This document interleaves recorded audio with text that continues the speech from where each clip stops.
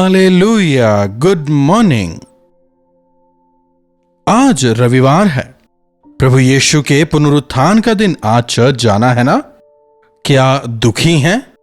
अरे आज संडे है, चर्च जाना है, या फिर हालेलुया आज रविवार का दिन है।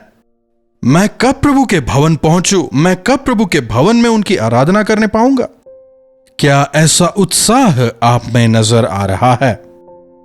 हर रविवार का दिन हमारे लिए एक उत्साह की तरह होना चाहिए, क्योंकि हम आराधनालय जाकर उनकी आराधना करते हैं। उनकी संतानों के साथ हम संगति करने पाते हैं। हफ्ते भर हम संसार के दूसरे कामों में व्यस्त रहते हैं। पढ़ाई लिखाई, ऑफिस, तमाम अन्य कार्यों में समय निकलता है। लेकिन रविवार को प्रभु के भवन जाकर उनके साथ संगति करना और उनसे आशीष पाना कैसा महान सौभाग्य है। छोटी प्रार्थना। महापवित्र पिता परमेश्वर, प्रभु आराधनालय जाने से पहले जब आपके वचनों पर मनन करते हैं, अपने वचनों द्वारा बात करें। यीशु के नाम से प्रार्थना मांगते हैं, आमीन। भजन संहिता 84। मैं उम्मीद करता हूं आपने इसे जरूर पढ़ा होगा। मैं पूछूंगा, कितनी बार पढ़ा है?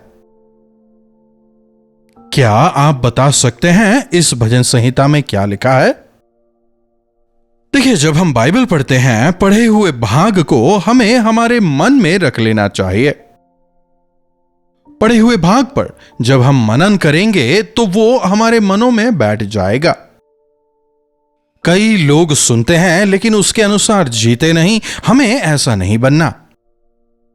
सुनना और पढ़ना कई लोगों की आदत बन गई है, लेकिन हमें मन लगाकर पढ़ना भी है। पढ़े हुए वचन को हमें ग्रहण भी करना है। तब वो वचन हमें दृढ़ करेगा, स्थिर करेगा, बलवंत करेगा। यह भजन 84 परमेश्वर के भवन की खासियत को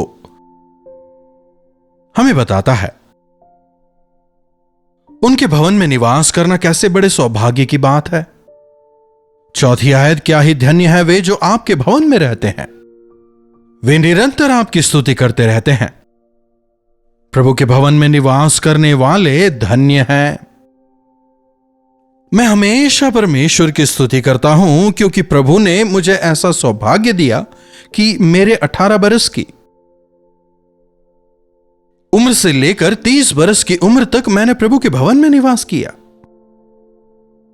आराधनालय के परिसर में रहकर आराधनालय की जो कुछ भी काम होते थे उन्हें करते हुए, दिन भर प्रभु की सेवा करते हुए, प्रार्थना करते हुए, प्रभु के वचनों को पढ़ते हुए, मनन करते हुए, प्रभु के दासों की अगुवाई में, अधीनता में, अनुशासन में मैं लगातार आगे बढ़ता रहा।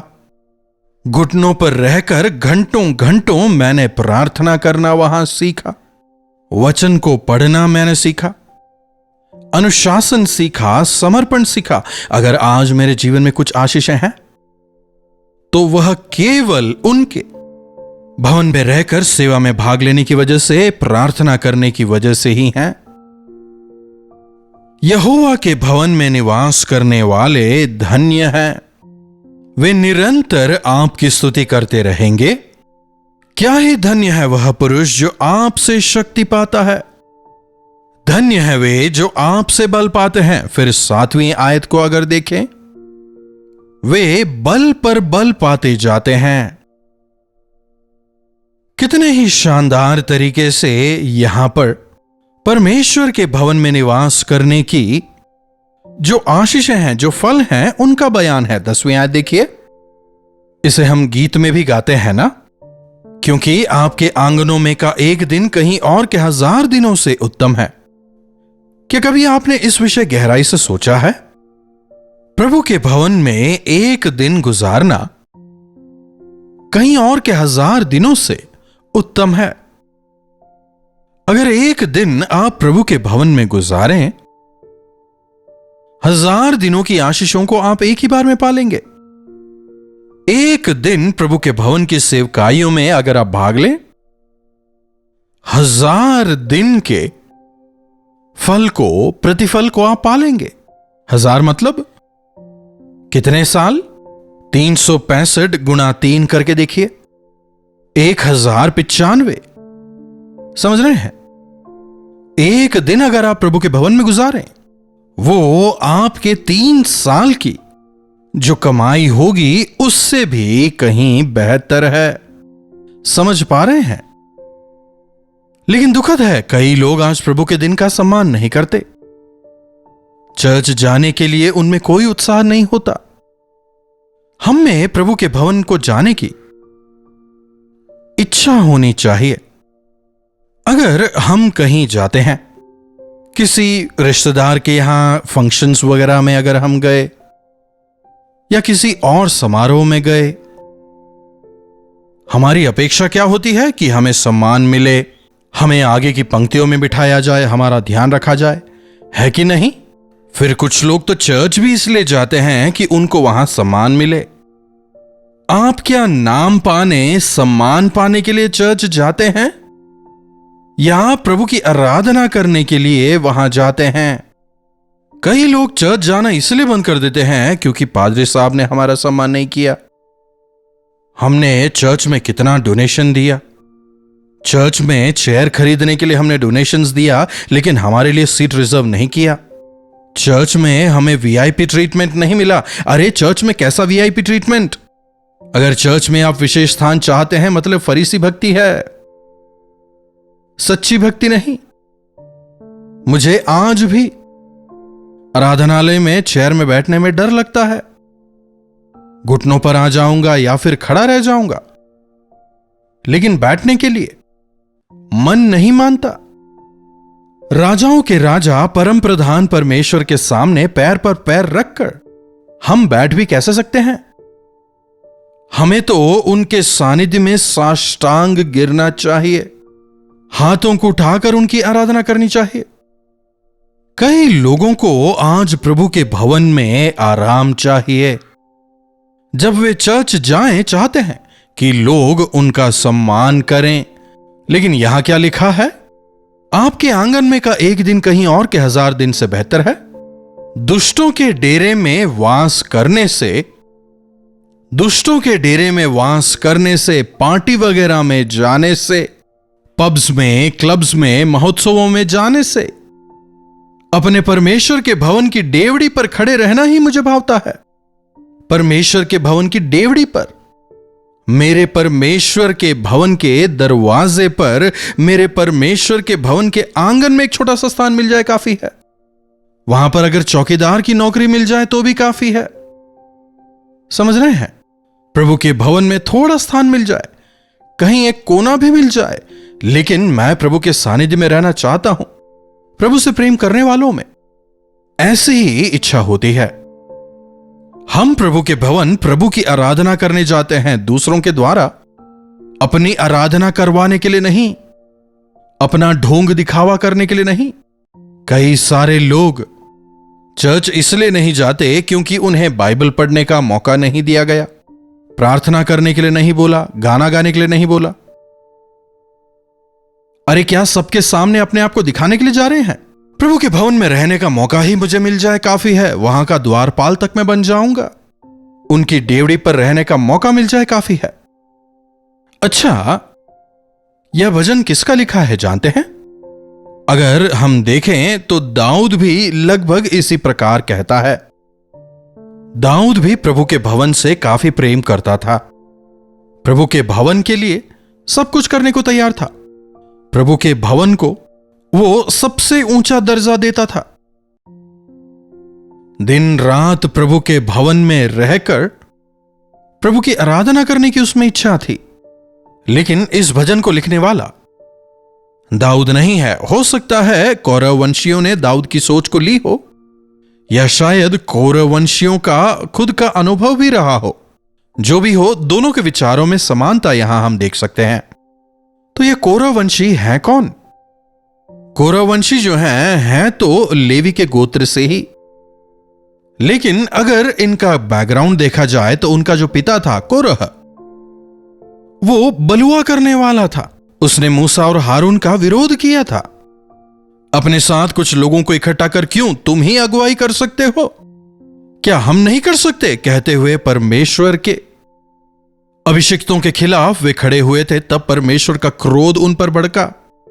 बाइबल बताता है पृथ्वी खुल गई और उन्हें निगल लिया। तो जो कोरह है वो इस प्रकार का मूर्ख था, लेकिन जो उसके वंशज थे उन्हें समझ आया कि जो उनके पिता ने किया वो गलत था।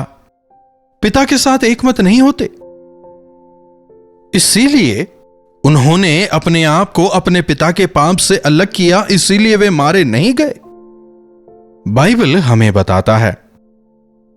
और फिर आगे चलकर ये कौरव वंशी जो हैं परमेश्वर के भवन में निवास करते थे।